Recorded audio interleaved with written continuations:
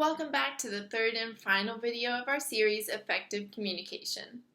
Our words carry weight, and what we say to our mentees is important. In this video, we will explore different techniques for communicating effectively with our mentees. The Mentor Handbook pages that correspond with this video are pages 7 and 8. More important than what we say is how we listen and perceive what our mentee is trying to communicate with us. Listening well and being slow to speak is difficult but effective.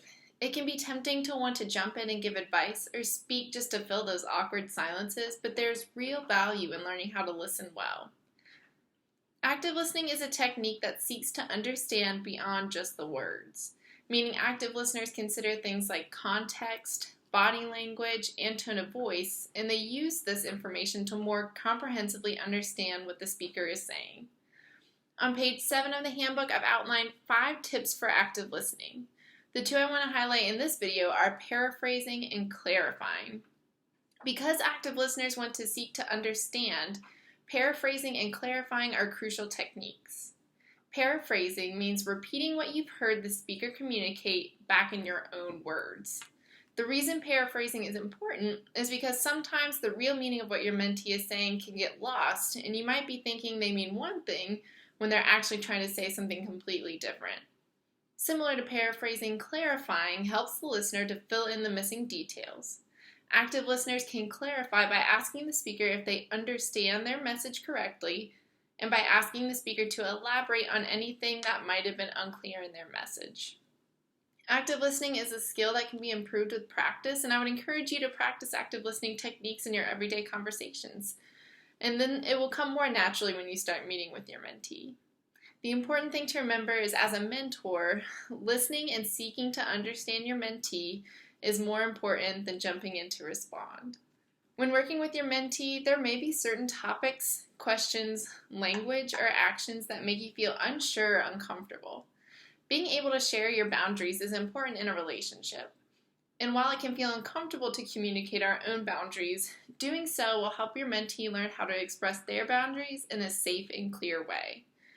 One example of this that comes to mind is a mentor who is uncomfortable with hugging their mentee. And even though it made her uncomfortable, she could tell that her mentee liked to give her a hug before their meetings. So when they met the following week, she told her mentee, "It's hard for me to give hugs to people because I feel a little uncomfortable.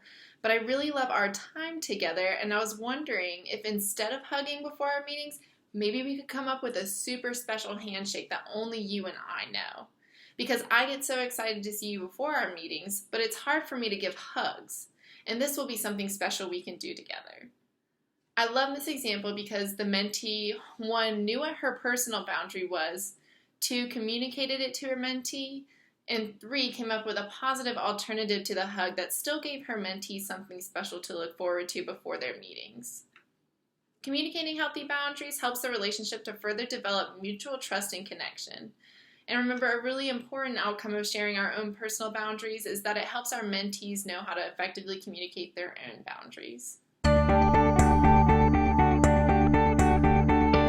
Your exercises for this video are to 1, practice your active listening techniques in your everyday conversations, and 2, think through and maybe even write down some of your own personal boundaries and then decide which ones might be important to communicate with your mentee. This will kind of help you be prepared for when situations arise that may make you uncomfortable. This concludes our video training series, and I'm so glad you decided to join us as we explored what it means to be a mentor and how to effectively begin a mentoring relationship. I hope that you were able to learn some helpful techniques and strategies, and that you will continue to learn and grow in your mentoring knowledge through the resources on the Mentoring Resource page on our CIS of Chesterfield website.